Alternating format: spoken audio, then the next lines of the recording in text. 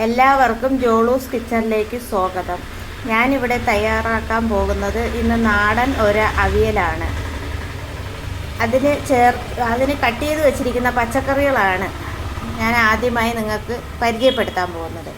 ഇത് ഞാൻ അവിയലിന് കട്ട് ചെയ്ത പച്ചക്കറികളാണ്. ഇതിനകത്ത് ചക്കക്കുരു ഉണ്ട്, ഏത്തക്കായ ഉണ്ട്, മുരിയക്കോലുണ്ട്, പടവലമുണ്ട്, കുമ്പളങ്ങയുണ്ട്, ചേനയുണ്ട്, ക്യാരറ്റുണ്ട്. അങ്ങനെ ഒത്തിരി പച്ചക്കറികൾ ഞാൻ ഇതിനകത്ത് ആഡ് ചെയ്തിട്ടുണ്ട്. അപ്പോൾ നിങ്ങൾക്കിപ്പോൾ ഒരു അവിയൽ വെക്കണമെങ്കിൽ നിങ്ങളുടെ വീടുകളിൽ ഇപ്പോൾ എല്ലാ പച്ചക്കറിയും ഉണ്ടാവണമെന്നില്ല. അപ്പോൾ ആ വീടുകളിൽ നമുക്കിപ്പോൾ പച്ചക്കറി വാങ്ങുന്ന കൂട്ടത്തിൽ ഇതേ സെയിം 2 അമരപ്പയർ കാണും, ഒരു ഏത്തക്ക കാണും, ഒരു മുരിങ്ങക്കായും എന്തായാലും കാണാതിരിക്കത്തില്ല. അപ്പോൾ അതിൻ്റെ കൂടി ഒരു ചേനയോ 2 ചക്കക്കുരുവോ ഒക്കെ കൂടെ ഇടുമ്പോൾ ഒരു അവിയലായി. അവിയൽ നമുക്ക് ഇന്ന പച്ചക്കറി തന്നെ വേണം എന്നില്ല. ഏത് പച്ചക്കറിയെയും കൊണ്ട് നമുക്കൊരു അവിയൽ ഉണ്ടാക്കാൻ പറ്റുന്ന ഒരു വിഭവമാണ് അവിയൽ. പിന്നെ നാടൻ അവിയലാകുമ്പോൾ നമ്മളെല്ലാം ആഡ് ചെയ്ത് വെക്കുമ്പോഴാണ് അതിൻ്റേതായ ഒരു ടേസ്റ്റ്. ഓക്കെ, അപ്പോൾ നമുക്കിപ്പോൾ അവിയൽ തയ്യാറാക്കാൻ അങ്ങോട്ട് നമുക്ക് കടക്കാം. അതിൽ ചേർക്കാനുള്ള പച്ചക്കറികളും എല്ലാം ഞാനിവിടെ കട്ട് ചെയ്ത് വെച്ച് കഴിഞ്ഞു. ഇനി നമുക്ക് അതിലോട്ട് അരപ്പിനുള്ള സാധനങ്ങൾ എടുക്കാം. ഓക്കെ, ഇത് ഞാൻ കുക്കറിലാണേ. നമ്മൾ സാധാരണ നോർമലി വീടുകളിൽ വയ്ക്കും പോലെ പാത്രത്തിൽ വെച്ച് വെള്ളം ഒഴിച്ച് വേവിക്കുകയല്ല, ഞാൻ കുക്കറിലാണ് എല്ലാം ഒരുമിച്ച് ആഡ് ചെയ്ത് ഇറക്കുന്നത്. അപ്പോൾ അത് അറിയാൻ മേത്തവർ കാണുമായിരിക്കാം. എല്ലാവരും ഞാൻ കണ്ടിട്ടുള്ളതെല്ലാം സാധാരണ അടുപ്പത്ത് വെച്ച് പച്ചക്കറിയെല്ലാം വേവിച്ച് വെച്ചിട്ടാണ് അരപ്പ് തട്ടുന്നത്. ഇതിപ്പോൾ ഞാൻ അങ്ങനെയൊന്നുമല്ല, ഞാൻ എല്ലാം കൂടി ഒരുമിച്ച് കുക്കറിൽ വെച്ച് അരച്ച് വെച്ചിട്ട് വിസിലെടുത്ത് തുറക്കുന്നു. അപ്പോൾ അതിനെക്കുറിച്ച് ഞാൻ നിങ്ങൾക്ക് പരിചയപ്പെടുത്തുന്നതാണേ. നമുക്കപ്പോൾ അരയ്ക്കാനുള്ള ചേരുവകളെല്ലാം കൂടി മിക്സിയിലോട്ട് എടുക്കാം. 2 പിടി തേങ്ങ ഞാൻ ഇതിലോട്ട് വാരിയിട്ടു. അതിലോട്ട് ചേർക്കാൻ വേണ്ടി പച്ചമുളക്, വെളുത്തുള്ളിയും ഇച്ചിരി ജീരകവും കൂടുതൽ ചേർക്കണേ. ജീരകം, ചെറിയ ജീരകമാണ്. അതിലോട്ട് നമ്മൾ ഇച്ചിരി കൂടുതൽ ചേർക്കണം. ജീരകം എപ്പോഴും അവിയൽ വയ്ക്കുമ്പോൾ ഇച്ചിരി കൂടുതൽ നിന്നാലേ അതിനൊരു ടേസ്റ്റ് വരത്തുള്ളേ. പിന്നെ മഞ്ഞൾപ്പൊടി ഞാനിതിന് 2 സ്പൂൺ ചേർക്കുന്നുണ്ട്. അത് കഴിഞ്ഞ് കുറച്ച് കരിയാപ്പലയും കൂടി ഇതിലോട്ടിട്ട് നന്നായിട്ട് വെള്ളം ഒഴിക്കാതെ മിക്സിയിൽ ഒരു 2 അടി, ഒരുപാട് അങ്ങ് അരഞ്ഞു പോകണ്ട, ഒരു മീഡിയം പരുവത്തിന് അരച്ചെടുത്തുകൊണ്ട് വരാമേ.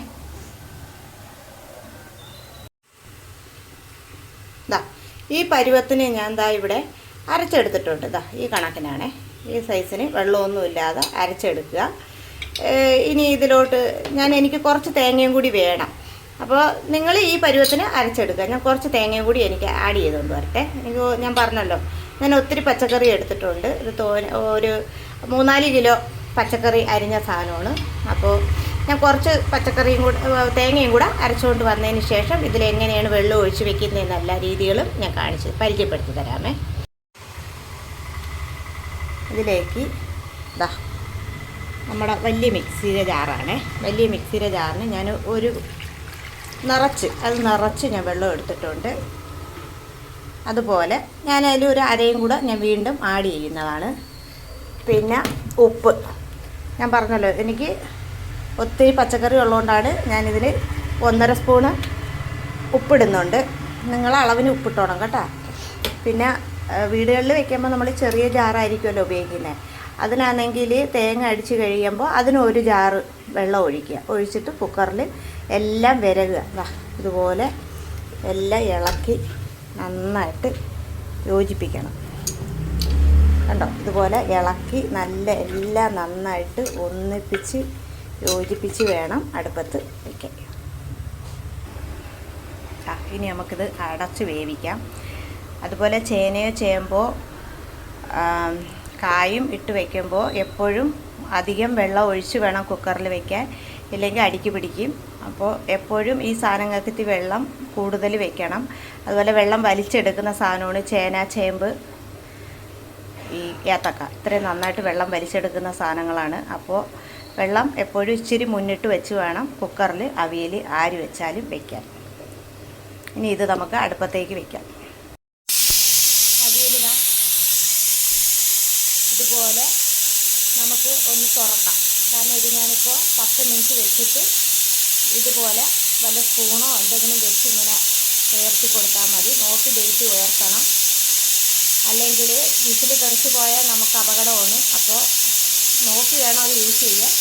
ഇതുപോലെ ചെറിയ എന്തെങ്കിലും വെച്ചുകൊണ്ട് ചെറുതായിട്ടൊന്ന് പൊക്കി വെച്ച് കൊടുക്കുക. എന്നിട്ട് എയർ പോയതിന് ശേഷം നമുക്ക് കുക്കർ തുറക്കാം. ഓക്കെ, അപ്പോൾ കുക്കർ തുറക്കാൻ സമയമാകുമ്പോൾ ഞാൻ വീണ്ടും നിങ്ങളെ പരിചയപ്പെടുത്തുന്നതാണ്. ഇനി നമുക്ക് കുക്കർ തുറക്കാം. തുറന്ന് കണ്ടല്ലോ, ഈ പരുവത്തിന് കിട്ടും. വേണ്ട, ഈ പരുവത്തിന് കിട്ടും. ഇനി നമുക്ക് ഇതിലോട്ട് കുറച്ച് തൈരും പച്ച വെളിച്ചെണ്ണയും ആഡ് ചെയ്യാം.